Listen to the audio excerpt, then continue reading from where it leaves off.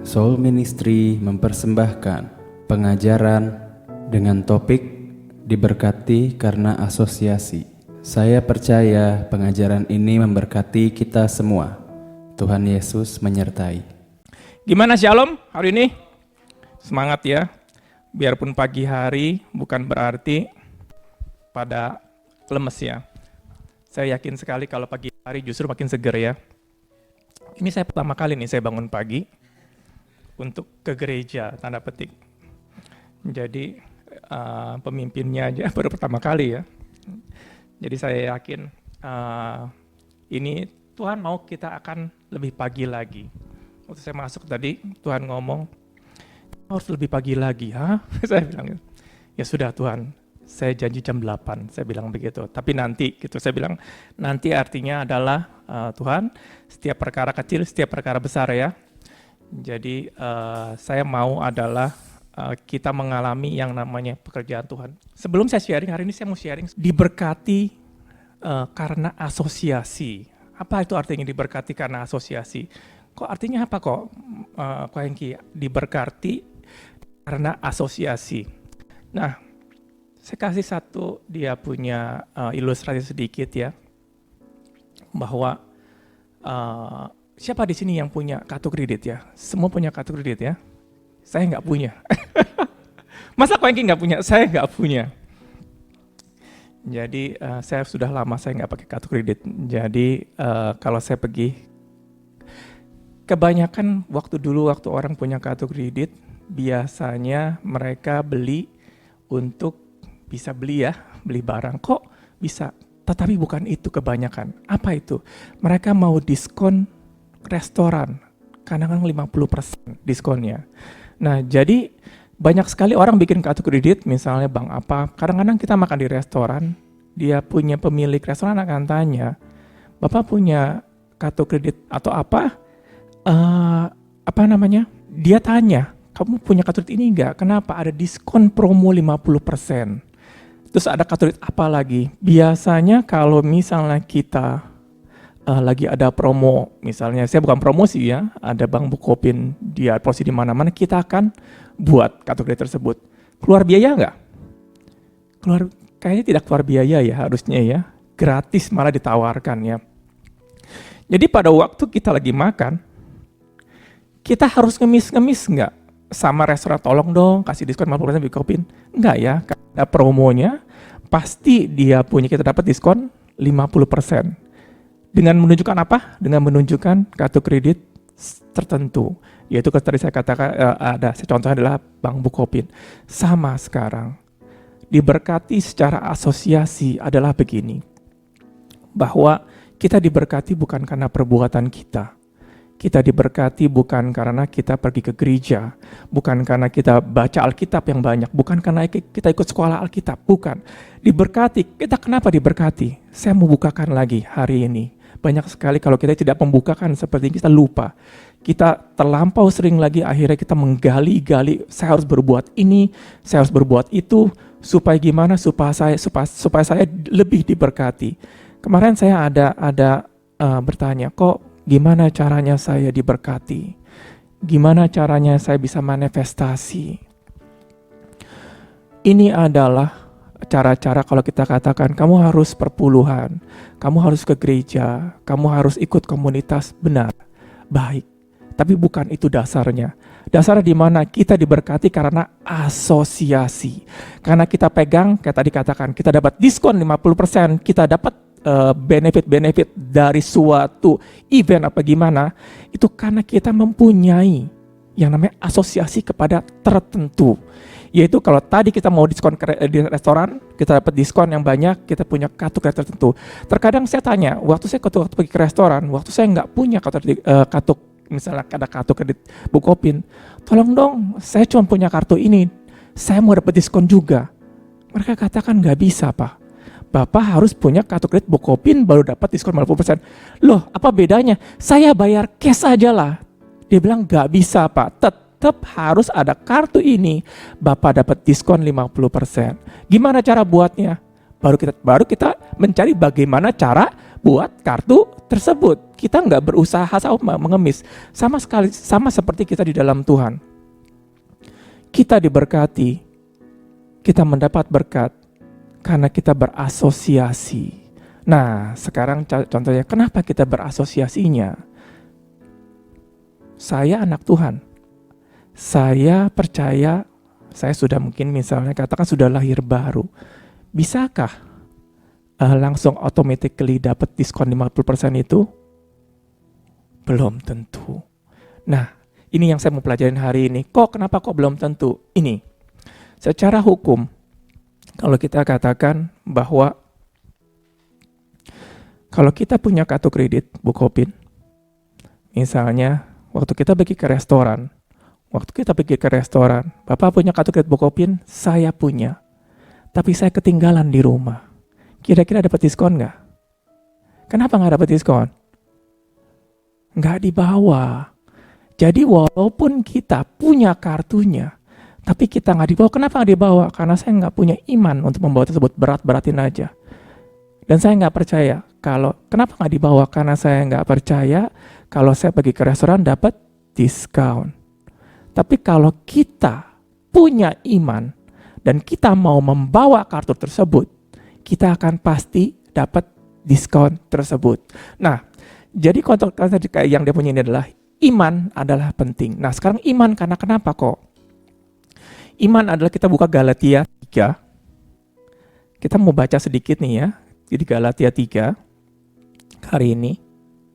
Galatia 3. Kita baca firman Tuhan hari ini ya. Oke, Galatia 3 ayat 15. Mungkin bisa dibukakan di sini. Galatia 3 ayat 15. Ini bagus sekali Galatia. Galatia karena kenapa? Galatia ini adalah jemaat yang dulunya dia penuh dengan kasih karunia, percaya kepada Tuhan Yesus. Akhirnya sekarang mereka mau menambahkan sesuatu, yaitu apa? Menambahkan Tuhan Yesus itu kurang. Percaya kepada Tuhan itu kurang, harus ditambahkan lagi dengan yang namanya sunat. Dengan ditambahkan lagi dengan berbagai macam cara-cara. Akhir Paulus datang lagi kepada Galatia ini dan mereka menginjili mereka lagi. Ayat 15 kita baca. Oke, saudara-saudara, baiklah, kupergunakan suatu contoh dari hidup sehari-hari, suatu wasiat yang telah disahkan, sekalipun ia dari manusia, ia tidak dapat dibatalkan atau ditambahi oleh seorang pun. Adapun kepada Abraham, diucapkan segala janji itu, dan kepada keturunannya. Tidak dikatakan kepada keturunan-keturunannya, seolah-olah dimaksud banyak orang, tetapi hanya satu orang, yaitu kepada keturunanmu, yaitu Kristus. Saya waktu baca ayat ini, saya pernah dulu waktu saya baca, waktu Tuhan akan menghancurkan bangsa Israel di gurun pasir. Waktu dikatakan, Musa, kamu pinggir. Aku akan hancurkan ini bangsa, dan aku akan membuat lagi bangsa yang lebih besar daripada bangsa ini. Saya tanya sama Tuhan, Tuhan, Engkau berjanji kepada Abraham, keturunannya akan menempati tanah Kanaan. Kok ini mau dihancurkan? Kalau saya langsung katakan, Tuhan gak adil. Pas saya bilang Tuhan gak adil, ini Tuhan sudah capek-capek bawa orang Israel keluar dari Mesir, dan di padang gurun orang Israel mau dihancurkan dan untuk digantikan sama orang lain. Waktu itu saya langsung komplain sama Tuhan, Tuhan, kamu gak boleh begitu. Kamu salah berbuat seperti ini. Jauh-jauh hari, akhirnya baru tadi malam, saya baru mengerti bahwa Tuhan gak salah. Tuhan gak pernah berjanji kepada Abraham untuk memberikan tanah Kanaan kepada keturunan. Enggak. Tuhan berjanji kepada Abraham memberikan tanah Kanaan kepada satu keturunan. Keturunan dari mana? Keturunan dari Kristus. Dikatakan tanah Kanaan itu diberikan kepada Kristus, dan keturunan Kristus baru yang mendapatkan itu semua. Nah, jadi dikatakan bahwa ayat ini benar-benar luar biasa ya. Jadi Tuhan janji kepada Abraham itu bukan diberikan kepada semua orang Israel, tetapi kepada Kristus, yaitu apa? Blessing-nya, yaitu berkatnya. Nah, Ayat 17 kita katakan, maksudku ialah janji yang sebelumnya telah disahkan Allah tidak dapat dibatalkan oleh hukum Taurat yang baru terbit 430 tahun. Yaitu apa janji itu? Sehingga janji itu hilang kekuatan. Apa itu janji itu? Janji itu dikatakan aku akan memberkati Abraham. Tuhan akan dikatakan aku akan memberkati semuanya. Nah, waktu ada 430 tahun, waktu ada berkat itu masuk, Tuhan kasih klausal. Kalau kamu ingat nggak ada yang dikatakan ada satu gunung, satu dikatakan gini, kamu melakukan ini, kamu akan diberkati. Kalau kamu tidak melakukan ini, aku akan dikutuk. Kok ditambahkan sekarang? Gitu artinya. Nah, di sini Paulus katakan janji Tuhan kepada kita, yaitu berkat tersebut, tidak dapat ditambahkan yang lain-lain. Enggak. Janji Tuhan pertama kali adalah tentang yang namanya iman janji Tuhan kepada Abraham tentang mengenai iman. Nah, sekarang di ayat yang ke-18. Kita agak panjang nih ya, kita baca-baca semuanya ya. Gak apa-apa ya kita baca ya, soalnya ayatnya sampai ayat 29. Nah, sebab jikalau apa yang ditentukan Allah berasal dari hukum Taurat, ia tidak berasal dari janji. Tapi justru oleh janjilah Allah telah mengaruniakan kasih karunia-Nya kepada Abraham. Jadi artinya bahwa waktu Allah melihat ingin memberkati Abraham, itu berdasarkan kasih karunia, bukan berdasarkan karena perbuatan Abraham. Nah, kalau demikian, apakah maksudnya hukum Taurat? Ia ditambahkan oleh karena pelanggaran-pelanggaran sampai datang ke maksud oleh janji itu. Dan ia disampaikan oleh perantara malaikat-malaikat ke dalam tangan seorang perantara. Seorang perantara bukan hanya mewakili satu orang saja, sedangkan Allah adalah satu.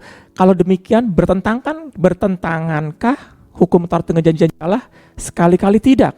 Sebab andai kata hukum Taurat diberikan sebagai sesuatu yang dapat menghidupkan, maka memang kebenaran berasal dari hukum Taurat. Tetapi jika kitab suci telah mengurung segala sesuatu di bawah kekuasaan dosa, supaya oleh karena iman dalam Yesus Kristus janji itu diberikan kepada mereka yang percaya.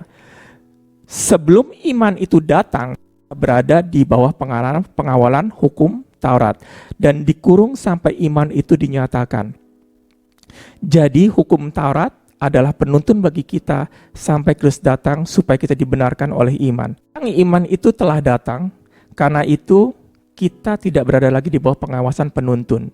Sebab kamu semua adalah anak-anak Allah dan karena iman di dalam Kristus Yesus. Nah ini dikatakan bahwa ayat 25 adalah sekarang iman itu telah datang. Karena itu kita tidak berada lagi di bawah pengawasan penuntun.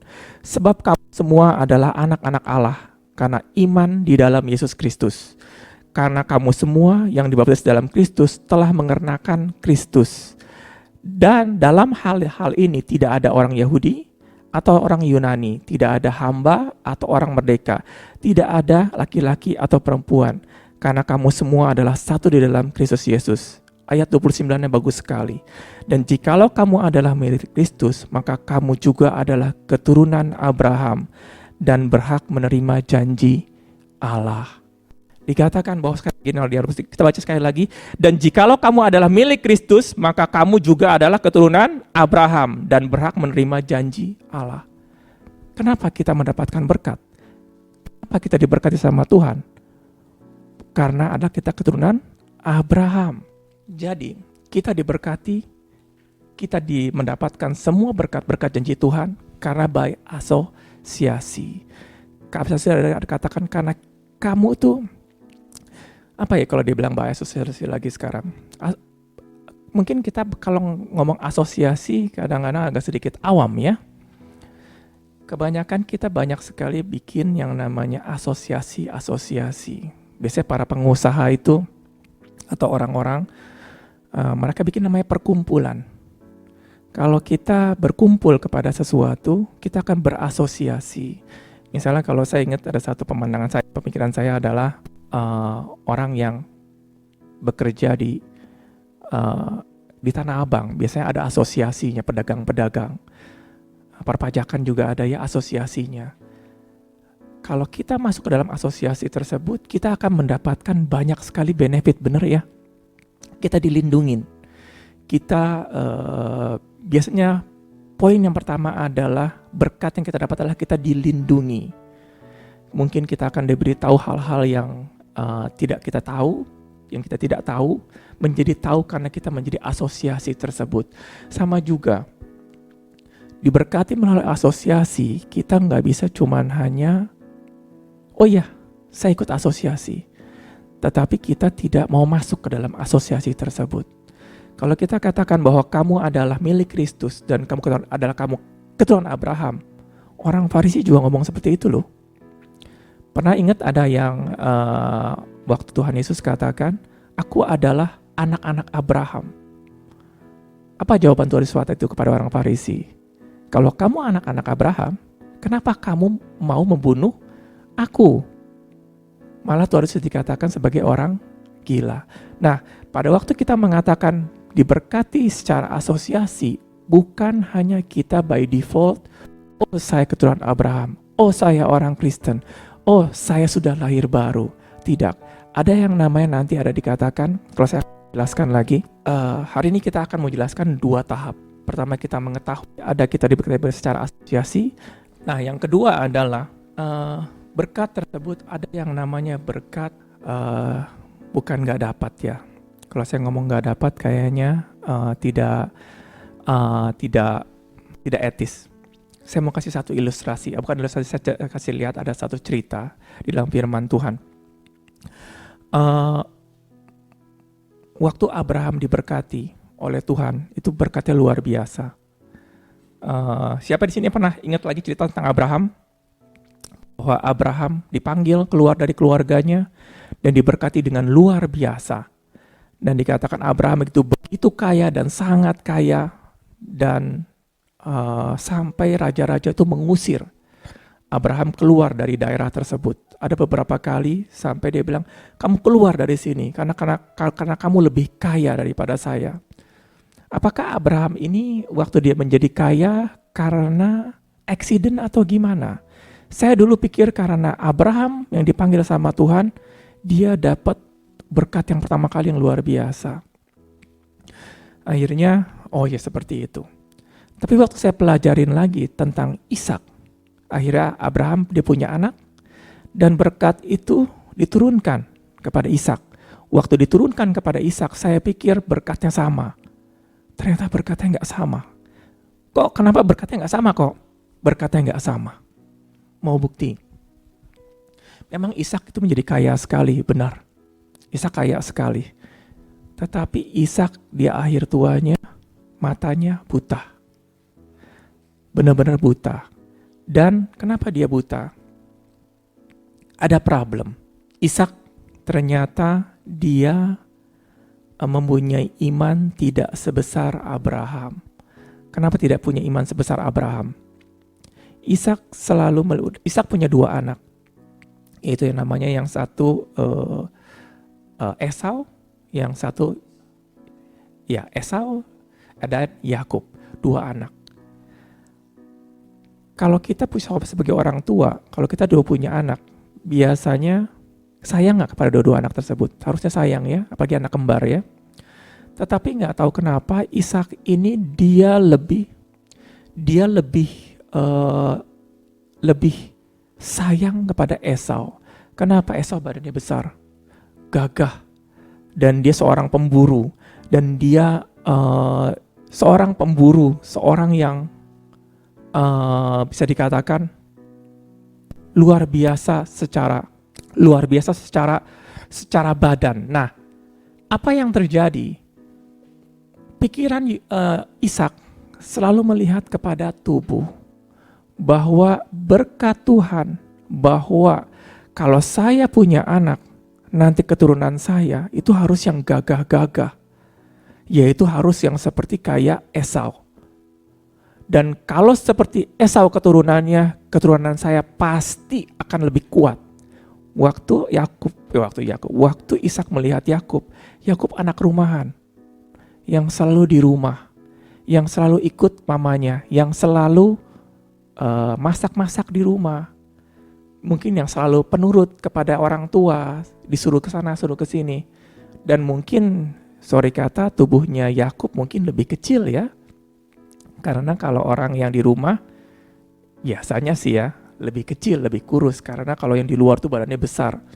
Nah, apa yang terjadi? Ishak melihat bukan lagi berkat berdasarkan asosiasi, berkat bukan berdasarkan karena diberkati, karena percaya dan iman kepada Tuhan.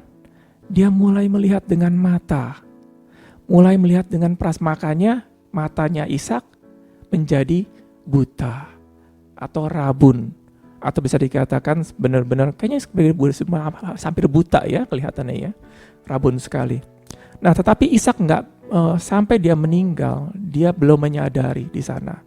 Nah, kalau dikatakan bahwa kekayaan Ishak apakah lebih kaya daripada Abraham, saya yakin Abraham lebih kaya daripada Ishak. Walaupun waktu Ishak memang dia orang yang kaya ya. Nah, saya kasih itu kan kok itu cuma hanya salah satu doang. Ada yang kedua. Setelah itu adalah Yakub. Yakub dididik oleh Ishak untuk kamu harus kuat. Kalau kamu mau sesuatu, kamu harus perjuangkan diri dengan kekuatan kamu. Kamu harus melakukan ini dengan, pokoknya kamu harus dapatkan. Apa yang terjadi? Kenapa seperti itu? Karena Ishak mendapatkan kasih Bapa, kasih Ishak melalui perjuangan. Sulit ya sekarang kalau kita punya seorang anak, untuk mendapatkan kasih seorang Bapa, orang tua harus berjuang. Dia akan kena imbasnya. Jadi apa yang terjadi? Karena dia mengalami hal seperti itu, akhirnya sampai tua. Dan apa yang terjadi pada waktu dia untuk mendapatkan blessing aja, Yakub harus menipu bapaknya.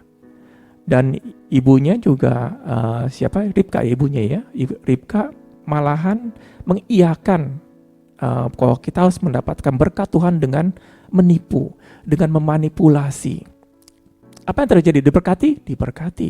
Tetapi berkatnya itu tidak seperti kayak Abraham. Kenapa?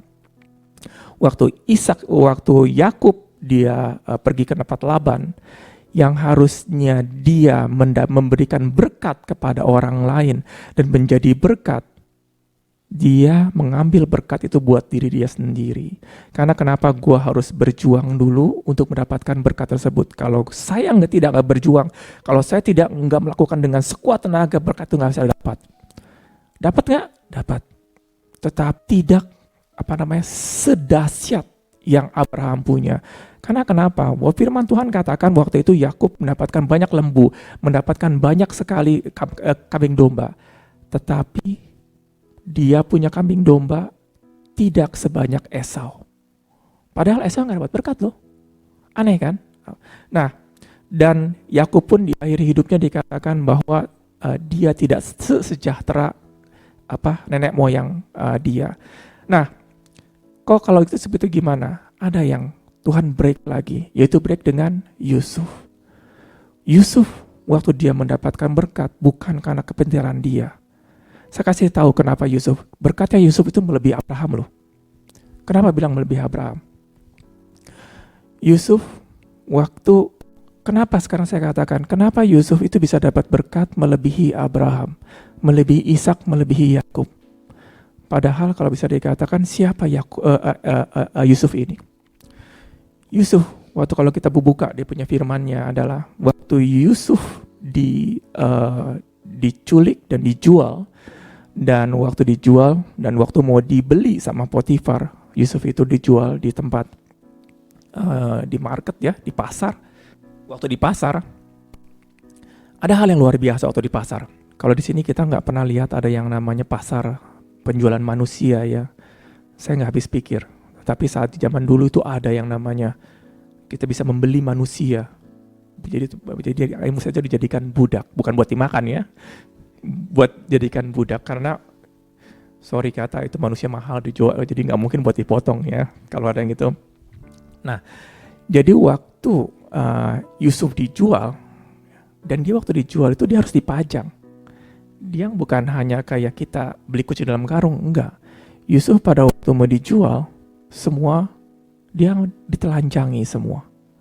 Ditelanjangi, waduh kok sekarang sensitif sekali ngomongnya, benar. Waktu Yusuf mau dijual ditelanjangi dulu, karena kalau seorang budak itu harus dilihat dulu ada kusta nggak segala macam. Karena kalau misalnya membawa manusia ke rumah ada kusta, Biasanya kusta waktu itu penyakit kusta tuh banyak sekali. Dia mesti telanjangin semua. Dan apa yang terjadi, seorang menawar. Saya mau 10 juta, 15 juta, 20 juta ditawar. Namanya auction atau lelang. Seperti itu. Tapi pada waktu dia punya Yusuf ada di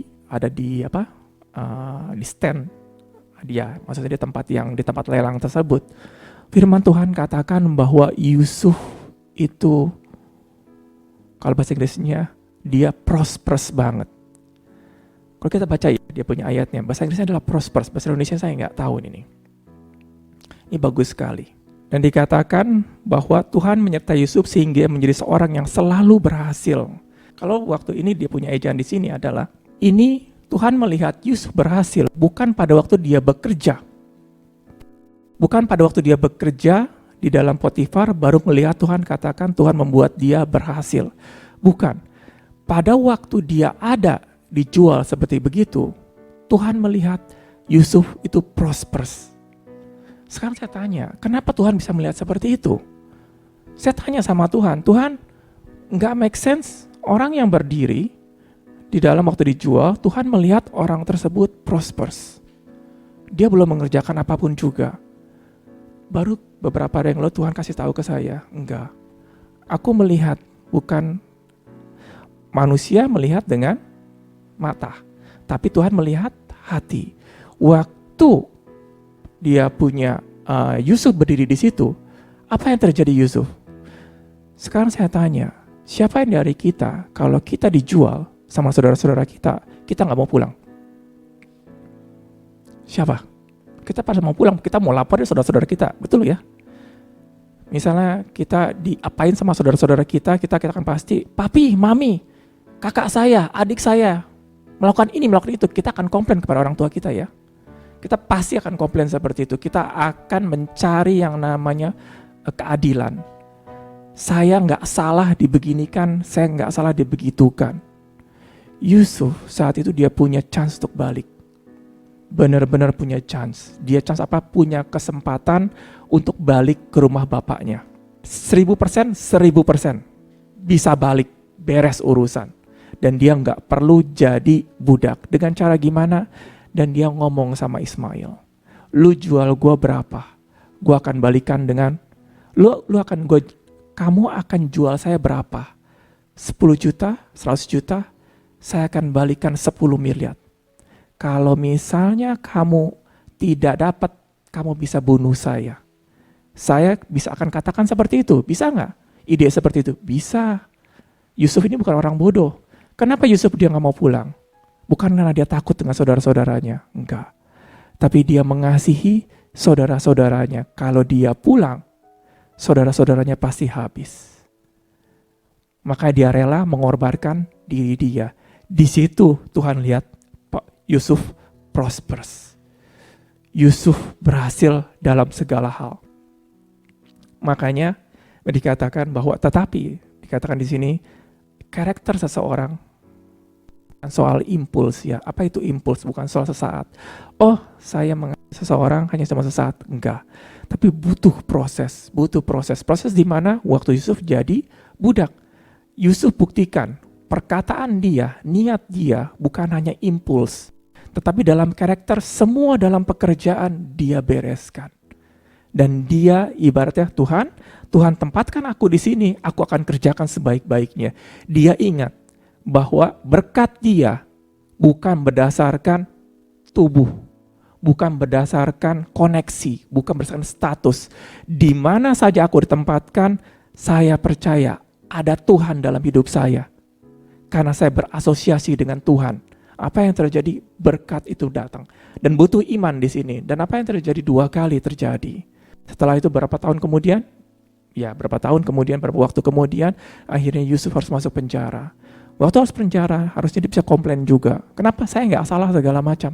Enggak. Tapi Yusuf diam. Dan dikatakan bahwa dia percaya kepada Tuhan. Dan iman yang seperti gini, Yusuf diberkati bukan berdasarkan dengan kekuatan. Enggak. Tapi diberkati berdasarkan apa? Percaya kepada Tuhan. Kepercayaan kepada Tuhan. Sekarang kok maksudnya apa sih kepercayaan kepada Tuhan? Abraham pada ingat waktu kejadian Abraham, waktu dengan Lot, waktu Abraham dengan Lot ribut, bukan Abraham, pegawainya Abraham sama pegawainya Lot ribut. Abraham sama Lot nggak pernah ribut. Nah, pegawainya Abraham sama pegawainya Lot ribut, akhirnya Abraham katakan, Lot, kita sama saudara. Lahan begitu besar, kamu tinggal pilih. Kalau kamu ke kanan, saya ke kiri. Kalau kamu ke kiri, saya ke kanan. Harusnya Abraham adalah orang yang paling tua. Dia bisa katakan, Lot, kamu ke kanan aja, saya main ke kiri. Dia punya hak. Tetapi Abraham katakan bahwa berkat dia itu datangnya dari Tuhan, bukan dari manusia. Waktu dikatakan kepada Lot suruh pilih, Lot pilih tempat yang bagus banget. Tempat status yang bagus, tempat gaji besar, tempat yang semuanya bagus, yaitu rumput-rumputnya yang tinggi, bagus buat domba. Dekat kepada Sodom Gomora yang ngejualnya gampang. Kalau yang di kiri, itu tempat gersang. Akhirnya Lot ambil yang bagus, dan Abraham katakan, it's okay. Karena kenapa? Berkat saya datangnya dari Tuhan, bukan dari apa yang kamu lihat. Makanya pada waktu Abraham mengambil yang sebelah kiri, Tuhan langsung datang. Abraham, jangan takut. Aku ada di belakang engkau, Tuhan katakan. Itu iman kepada Tuhan, bukan dengan kepada mata. Akhirnya berkatnya Abraham luar biasa. Luar biasa. Bukan berkat karena by accident tiba-tiba diberkatin kayak orang hoki. Kenapa? Saya kasih sedikit lagi nih ya, tentang bagaimana. Karena banyak sekali anak-anak Tuhan tidak mengerti apa maksud diberkati. Ada ingat namanya sekarang ada yang untung dan Donald bebek. Kalau kita yang orang-orang tua masih dulu tahu namanya ada si untung dan Donald bebek. Si untung kemana saja dia beruntung. Dia mau nggak punya iman, dia nggak punya apa, dia selalu beruntung. Berjalan dapat duit, ketemu orang selalu diberkatin. Tetapi si Donald bebek selalu dapat sial terus menerus. Apapun dia perbuat sial. Pekerjaan Tuhan nggak begitu. Pekerjaan Tuhan adalah diberkati, adalah dia memerlukan namanya iman. Tanpa iman kita tidak dapat menyenangkan hati Tuhan. Nah, jadi waktu Abraham, berapa kali Abraham luar biasa. Kalau banyak sekali setelah dulu saya mengagumi Abraham, kagum sekali dengan Abraham. Tetapi banyak sekali saya waktu mendengar khotbah-khotbah tentang Abraham, bahwa Abraham menjual istrinya. Beberapa kali image saya kepada Abraham kayak agak sedikit turun ya. Tetapi waktu saya pelajarin, enggak loh, Abraham itu luar biasa. Kenapa saya bilang luar biasa? Siapa yang dari sini kalau punya anak mau mengorbankan bagi Tuhan? Gak ada dari kita. Siapa yang dari kita kalau kita misalnya dalam berbisnis, ada Kang tahu ya, misalnya kita ada mau beli tanahnya murah sekali. Akhirnya ada mau beli, silakan Bapak beli aja lah, saya nggak ambil. Kita akan berebut ya. Siapa ibu-ibu di sini kalau ke pasar, kalau ada barang murah tidak berebut di pasar pasti berebut ya. Punya saya gimana? Abraham dikatakan silahkan. Karena kenapa? Berkatnya bukan berdasarkan apa yang dia lihat, tapi berdasarkan dari Tuhan. Itu luar biasa sekali. Saya ada kesaksian sedikit. Kenapa saya ngomong seperti begini banyak sekali? Karena saya mau fondasi tentang yang namanya prosperity. Saya akan masukkan lagi. Jadi begini, prosperity kalian, kenapa sekarang kok Hengki ngomongin soal prosperity? Prosperity itu harus di-preach, harus diberitakan. Kalau kita tidak memberitakan prosperity, orang tidak dapat mengerti namanya prosperity. Kenapa seperti gitu? Gereja, di dalam gereja, dulu di gereja itu nggak ngerti yang namanya kesembuhannya atau damai sejahtera. Dulu orang nggak tahu namanya damai sejahtera. Bahwa kita tuh bisa punya damai sejahtera. Hidup kekristenan itu adalah yang naik turun, ibaratnya mengalir aja. Kalau jatuh ya jatuh, kalau ayah naik. Tetapi ayah diberitakan namanya damai sejahtera. Kita mengerti damai sejahtera, kita mengejar damai. Setelah diberitakan baru kita mengejar. Akhirnya ada orang yang sakit-sakitan. Gereja tidak pernah ngomong segala macam. Ya kalau kamu sakit, kamu terima aja. Ini namanya penderitaan Kristus. Apa yang terjadi? Semua menerima penyakit tersebut. Waktu diberitakan penyakit, diberitakan kesembuhan, banyak kesembuhan terjadi. Jadi sama halnya yang namanya prosperity. Prosperity itu bukan hanya cuman kita mengusahakan diri, bukan. Harus ada yang memberitakan. harus ada yang mendengar kesaksian. Waktu kesaksian ada nama timbul yang namanya iman.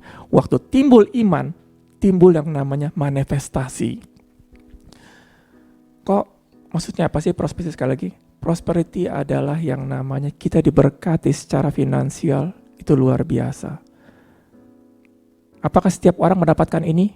Yes. Benar-benar setiap orang diberikan namanya prosperity yang luar biasa. Apakah semua akan dapat? Belum tentu. Sama seperti kesembuhan. Tuhan menyatakan adalah kehendak Allah semua orang disembuhkan, tapi nggak semua orang sembuh. Sama halnya adalah kehendak Allah seorang semua selamat, tapi nggak semua orang selamat. Tapi kehendak Allah semua prosperity itu dengan luar biasa. Nah, saya mau ada kesaksian satu. Hari ini saya akan banyak sekali tentang soal kesaksian. Tutup dengan kesaksian dari seseorang. Kesaksian Paul Milligan. Saya sering sekali mendengar kesaksian Paul Milligan ini. Saya suka sekali Paul Milligan ini. Kenapa saya suka? Karena Paul Milligan ini, kalau saya katakan, dia orang yang humble. Kenapa orang humble? Dulu saya mendengar kesaksian dia kurang begitu lengkap. Kemarin agak sedikit lengkap kesaksian dia, karena Adumek ada sedikit cerita. Saya pikir dulu si Paul Milligan adalah dia punya ide sesuatu dicolong. Misalnya dia bikin ide proposal, akhirnya supervisor dia ambil sebagai ini punya dia. Saya pikir seperti itu, karena kenapa kalau ide biasanya sih ya sudahlah, cuman ide doang, belum tentu berhasil kan ya. Ternyata bukan itu. Paul Milligan dia jual sesuatu di perusahaan dia, maksudnya salesnya. Waktu dia jual mungkin ada 1.000 barang, klien-klien dia, supervisornya ngaku-ngaku saya yang jual. Waktu saya yang jual, komisinya siapa yang ngambil? Supervisornya. Kalau ide doang, biasanya kita is okay ya, kita nggak bakal ngamuk. Siapa di sini yang kerja sales? Belum ada ya. Tapi kalau ada kerja sales, namanya kalau komisi diambil sama orang lain, marahnya minta ampun. Kenapa? Ini hak saya. Saya sudah jual capek-capek, jual, ternyata yang ngambil komisinya orang lain. Kesel nggak? Kesel minta ampun. Waktu itu Paul Milligan dia kesel. Tapi dia laporan sama Tuhan, akhirnya Tuhan katakan, kamu harus tunduk kepada supervisor tersebut. Bertempatkan di mana? Kerjakan. Apa yang terjadi? Paul Milligan tunduk kepada Tuhan. Dan dia tunduk kepada supervisor tersebut, tetap dia kerjakan. Waktu dia jualan. Waktu supervisor katakan, ini punya gua, dia diam. It's okay. Dia melayani supervisor tersebut. Berapa lama? Hampir 2 tahun. Apa yang terjadi? Bosnya yang itu, akhirnya dia mendapati ternyata selama ini yang mempunyai segala macam bukan orang tersebut. Ternyata Paul Milligan. Waktu Paul Milligan dapat jadi waktu Paul Milligan dia tidak berusaha dengan kekuatan dia sendiri untuk mencapai tingkat paling atas. Dia tunduk. Ini yang namanya iman kepada Kristus. Berkat gua bukan karena orang tersebut, berkat gua bukan karena status atau kemampuan saya penjual. Berkat saya adalah karena Tuhan. Apa yang terjadi setelah itu? Setelah ketahuan sama bosnya, dan dia nggak lapor-lapor, maksudnya dia nggak kesana kemarin ngelapor sini nggak. Bosnya mengetahui tersebut, apa yang terjadi, dia dinaikkan kepada satu status, gaji dinaikkan 2 kali apa 3 kali saya nggak tahu. Tapi itu cuma hal kecil.